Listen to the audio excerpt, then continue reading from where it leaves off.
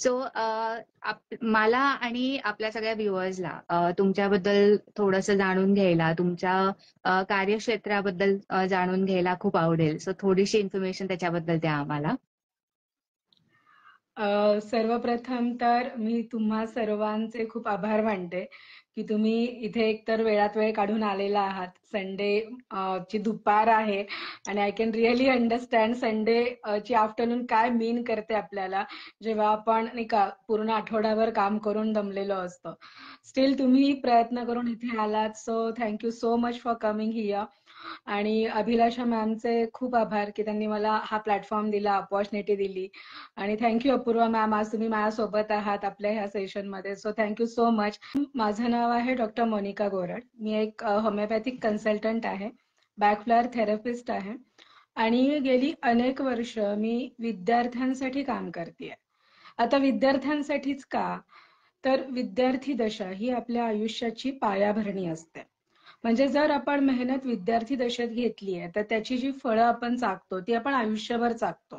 यश, कीर्ती, मान सन्मान, समृद्धी या सर्व गोष्टी मिळायच्या असतील आयुष्यात तर तुमची विद्यार्थी दशा चांगली गेली पाहिजे. आणि म्हणून त्याच एका पॅशननी मी विद्यार्थ्यांना आणि पालकांना मदत करते. वर कशी मदत करते तर आतापर्यंत महाराष्ट्रभर वेगवेगळ्या शाळांमध्ये, इन्स्टिट्यूटमध्ये, कॉलेजेसमध्ये जाऊन मी विद्यार्थ्यांसाठी वेगळे सेमिनार्स, वर्कशॉप्स घेते, वन ऑन वन काउन्सिलिंग करते. कारण प्रत्येक समस्या ही कदाचित सेमिनार वर्कशॉपमध्ये नाही सांगता येत, तर आपण एकत्र वन ऑन वन बसून सुद्धा त्या समस्येचं समाधान शोधू शकतो. महाराष्ट्रभर फिरत असतेच, पण एक अजून छान गोष्ट अशी झाली की जेव्हापासून कोविड आला, ऑनलाईनही आपल्या अस्तित्वच्या सर्व्हिसेस आपण सुरू केल्या आणि मग देश विदेशातून पण विद्यार्थी, पालक अस्तित्वम बरोबर जोडले गेले. अस्तित्वची निर्मितीच बेसिकली मी अशी म्हणते की अस्तित्व, स्वतःचं अस्तित्व शोधण्याचा प्रवास आहे आणि असेच सारे लोक जोडले गेले आणि मग ती अस्तित्वची निर्मिती झाली.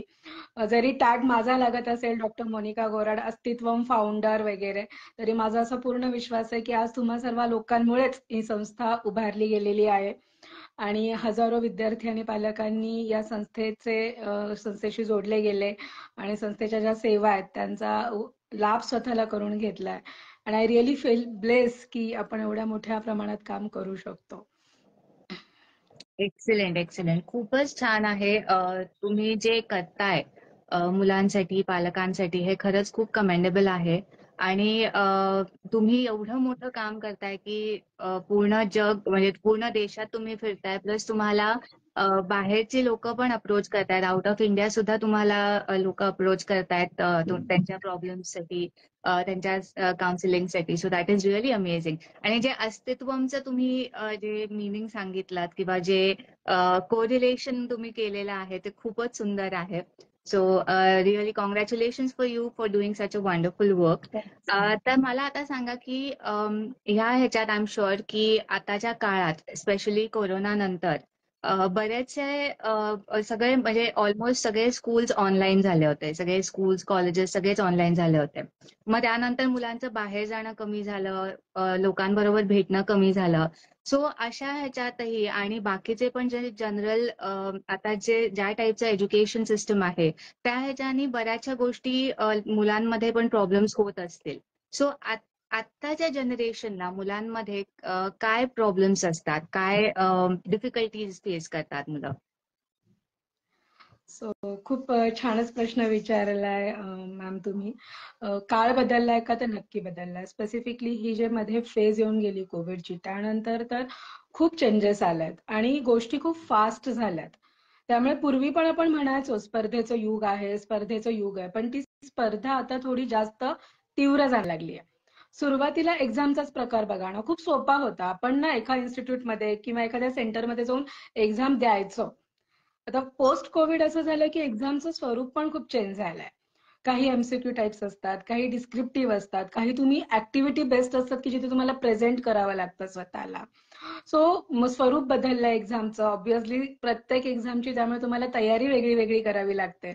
मग एक्झामची तयारी म्हटलं की ताणतणाव हा फक्त पुरता मर्यादित नाही राहत, तर संपूर्ण फॅमिलीलाच तो एक एक्झाम फोबिया निर्माण होतो की अरे ह्या एक्झामचं प्रिपरेशन आहे, एक्झाम आहे. या सर्व गोष्टी होतात. तर हे आता एक बदललेल्या काळानुसार मी ऑब्झर्व्ह करते विद्यार्थ्यांमध्ये.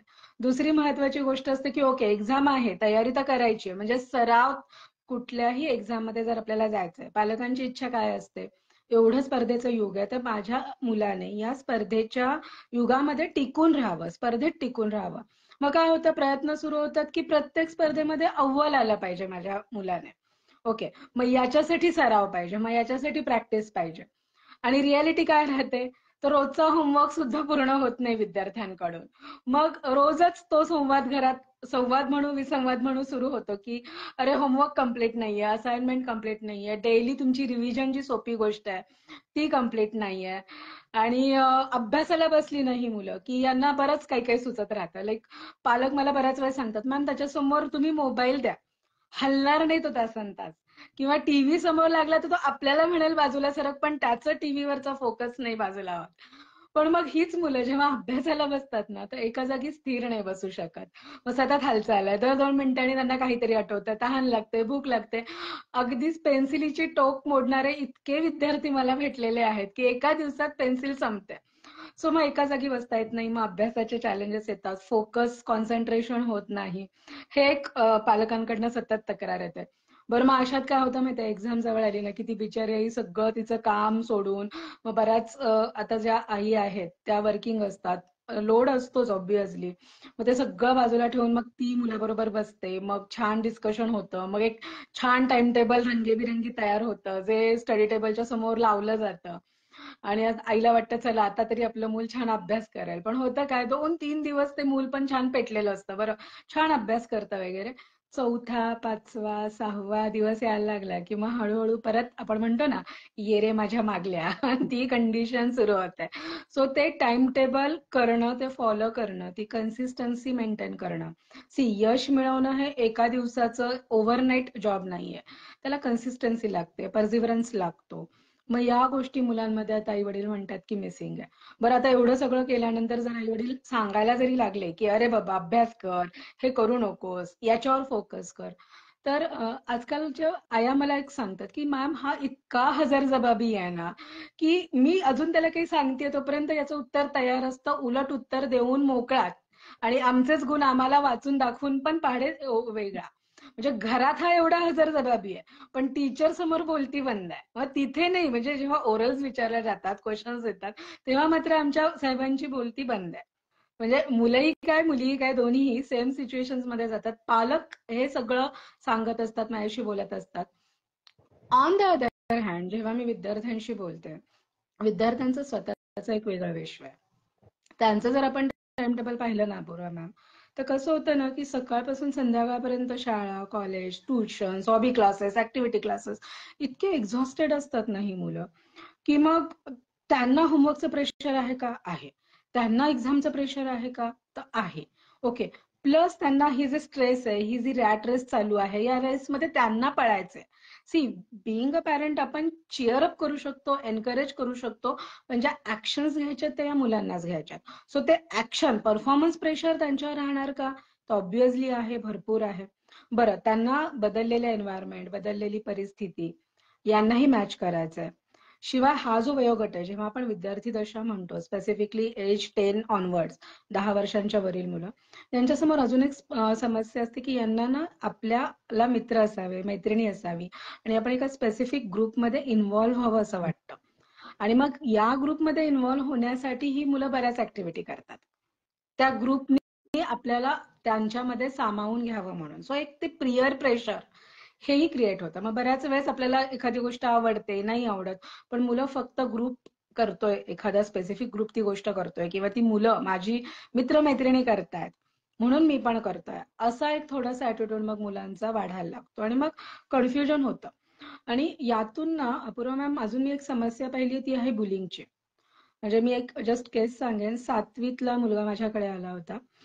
त्याची स्टोरी अशी थोडक्यात अशी आहे की 4थी पर्यंत एक्सलंट, म्हणजे वर्गात पहिला क्रमांक असायचा, वक्तृत्व स्पर्धेत प्रत्येक वेळेस बक्षीस मिळालेला, रनिंग कॉम्पिटिशन मध्ये प्रत्येक वेळेस गोल्ड मेडल आणलेला मुलगा, 4th पर्यंत एकदम इंटेलिजंट.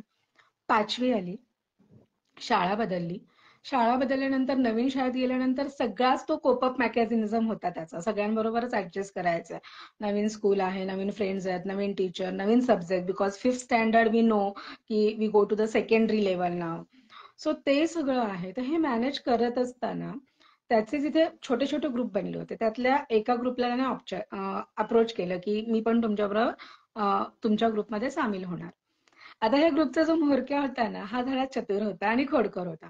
हा काय करायचा, त्या मुलाला सांगायचा की ओके तू आमच्या ग्रुपमध्ये ये, तू आमच्याबरोबर टिफिन खाऊ शकतो, पण जा त्या मुलीची खोडी काढ, जा त्या मुलाचं रबर घे. आणि याने हा करायचा पण ते केल्यानंतर हा जो म्होरक्या होता तो जाऊन टीचरला सांगायचा की अरे टीचर त्याने ना त्या मुलीला बघा त्रास दिला किंवा त्या मुलाची पेन्सिल घेतली. मग व्हायचं काय, टीचर ऑब्व्हियसली विचारायच्या काय रे तू घेतलं का, हा म्हणायचा हो. ती मुलं म्हणायची खोडी काढली का, हो. मग टीचर याला रागवायच्या. आता बऱ्याच वेळेस काय होतं, अशी जी स्पेसिफिक खोडकर मुलं असतात शाळेमध्ये आणि जर एखादं मूल शाय असेल, बरीच मुलं अशा प्रकारची असतात की थोडी शाय असतात, नाही स्पोक म्हणजे आउटस्पोक करू शकत की नाही टीचर हे असं झालंय, असं नाही व्यक्त होऊ शकत ही मुलं. मग सगळा ब्लेम याच्यावरती. अल्टिमेटली रिझल्ट वाईट झाला ना. सो हे सगळं या मुलांबाबतीत होत राहतं आणि मग याचे दुष्परिणाम आपल्याला दिसायला लागतात. सो एक नीड ऑफ ऍक्सेप्टन्स जे आपण म्हणू शकतो की लहान मुलांमध्ये सुद्धा एक नीड ऑफ ऍक्सेप्टन्स असते की सगळ्यांनी, सोसायटीनी, फ्रेंड्सनी, आपल्या पेरेंट्सनी आपल्याला जसं आहे तसं ऍक्सेप्ट करावं, कुठेतरी आपण लोकांमध्ये सामील व्हावं. सो ही एक खूप काळाची गरज झालेली आहे. आणि तुम्ही जसं म्हणालात की फोकस नसतो मुलांचा किंवा टीव्ही बघताना खूप अगदी मन लावून बघतात, पण अभ्यासाच्या वेळेस काही ना काहीतरी सुचतं. सो आय गेस हे प्रत्येक जनरेशन मध्ये झालेलं आहे. आपल्या वेळेसही आय एम शुअर की आपणही असे कारण दिलेले आहेत. सो आता ह्या सगळ्या ज्या समस्या तुम्ही सांगितल्यात त्याचा स्टुडंट्स वरती, मुलांवरती काय परिणाम होतो? मॅम आता आपण हीच केस थोडी जर कंटिन्यू केली, या मुलाची मी जी सांगितली पिअर प्रेशर आहे किंवा बुलिंग आहे, याचे परिणाम काय झाले मी नक्की शेअर करू शकेन. हा मुलगा आला होता त्यावेळेस पहिला येणारा मुलगा जेमतेम काठावरती पास असा व्हायला लागला होता. वक्तृत्व स्पर्धेमध्ये छान बोलणारा मुलगा आता घरातही बोलणं कमी झालं होतं. रनिंग रेसेस, कॉम्पिटिशन्स मध्ये भाग घेणं सोडलं होतं. सोशल होणंच त्याने टाळलं होतं. म्हणजे तो आता स्वतःला एका रूममध्ये बंद करून घ्यायला लागला होता. तर अशा प्रकारे जाणवतं हे हे फक्त आणि ना मग मेंटल लेवलला नाही राहत, इमोशनल लेवलला नाही राहत. याचे परिणाम ऑब्व्हियसली तुम्हाला फिजिकल लेवलला दिसतात, सोशल लेवलला दिसतात आणि मग गंभीर परिणाम तुमच्या आयुष्यावर पण दिसतात. या मुलाचं जसं झालं तर बऱ्याच वेळेस आता पालक तक्रार करतात की मुलं नीट जेवत नाहीत, व्यवस्थित आहार जात नाहीये किंवा इटिंग डिसऑर्डर्स ज्याला आपण सायकोलॉजीमध्ये टर्म यूज करतो. तर हे इटिंग डिसऑर्डर्स होण्यामागचं मूळ कारण काय? तर कुठेतरी ही कारणं आहेत का? किंवा इटिंग डिसऑर्डर हा परिणाम आहे का? की जी मागं आपण कारणं शोधली, मागं ज्या मुद्द्यांचं आपण डिस्कशन केलं, तर तो परिणाम आहे का? स्लीपिंग डिसऑर्डर्स, मुलं बऱ्याच वेळा तक्रार करतात, व्यवस्थित झोप पूर्ण होत नाही, डोळ्यांखाली सर्कल जायला लागतात, डिस्टर्बन्सेस आहेत, ह्या ज्या तक्रारी दिसतात, ह्या फिजिकल लेवलला पण दिसतात. आणि बरेच डिसीजेस आता सायंटिस्टनी आणि डॉक्टर्सनी पण मान्य केलंय की हे सायकोसोमॅटिक असतात. म्हणजे मनावरच्या ताणाचा शरीरावर होणारा गंभीर परिणाम. सो हे परिणाम हळूहळू आता मुलांमध्ये दिसायला लागलेले आहेत. मग सोशल अँटी सोशल बिहेवियर सुरू होतं मुलांचं किंवा मिक्स न होणं सोसायटीमध्ये, एन्झायटी क्रिएट होणं, स्टेज फिअर, लोकांमध्ये जायलाच नको वाटतं, ह्या सगळ्या गोष्टी दिसायला लागतात. अजून एक खूप महत्वाचा मुद्दा पालक मला सतत सांगत राहतात की मॅम मोबाईल मोबाईल मोबाईल फार यूज करतात. Almost every second parent, second म्हणणं पण चुकीचं ठरेल कारण कधी ना कधी प्रत्येक पॅरेंट हे मला सांगतोच की मॅम मोबाईल खूप वापरतात. पण मुलं ही मोबाईल वापरतात का? तर हा जो परिणाम आहे, हा जो स्ट्रेस आहे, हे जे फ्रस्ट्रेशन आहे, हे जे डेली रोबोटिक लाईफ ते जगतायत, त्यामुळे कुठेतरी इव्हेंच्युअली ते मोबाईलकडे अट्रॅक्ट होतायत का? आणि मग ह्या ऍडिक्शन्सला ते आपण म्हणतो ना की एक थोडेसे जास्त वल्नरेबल होणं अशा प्रकारच्या ऍडिक्शन्सना, हे सगळे परिणाम मग आपल्याला हळूहळू मुलांमध्ये दिसायला लागतात. ऑब्व्हियसली परफॉर्मन्सवर परिणाम होतोच. एक सोशल आयसोलेशन होऊन जातं मुलांचं. Yes, exactly. सो मग ह्या समस्यांवरती काही खात्रीशीर उपाय योजना आहे का की तुम्ही काय काय करू शकता ह्या मुलांसाठी? Yes, yes. नक्कीच खात्रीशीर उपाययोजना आहे.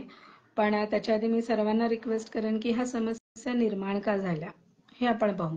मूल मोबाईलच्या आहारी गेलंय, मोबाईल खूप यूज करतंय आपण असं म्हणतो. पण त्याआधी आपण हे कन्सेप्ट समजून घ्यायला पाहिजे की virtual life versus real life खूप डिफरन्स आहे. रिअल लाईफमध्ये स्ट्रेस आहे. म्हणजे आपल्याला वाटतं की काय या मुलांना ताण असेल, डिप्रेशन असेल, पण ते असतं. एवढं सगळं प्रेशर ही मुलं घेत असतात. आणि मग काय होतं व्हर्च्युअल लाईफमध्ये पहा गेम्स कसे असतात, इन्स्टंट ग्रॅटिफिकेशन असतं. म्हणजे तुम्ही गेम खेळलात की लगेच तुम्हाला अवॉर्ड मिळतात. रिअल लाईफमध्ये इतक्या पटकन अवॉर्ड नाही मिळत. तुम्हाला वर्षोनवर्ष मेहनत करावी लागते. So there is a instant gratification. दुसरी गोष्ट पहा कशा प्रकारचे गेम्स असतात. काही मारामारीचे गेम्स आहेत की जे आपण नका खेळू म्हणतो मुलांना. का मुलं आवडीने खेळतात?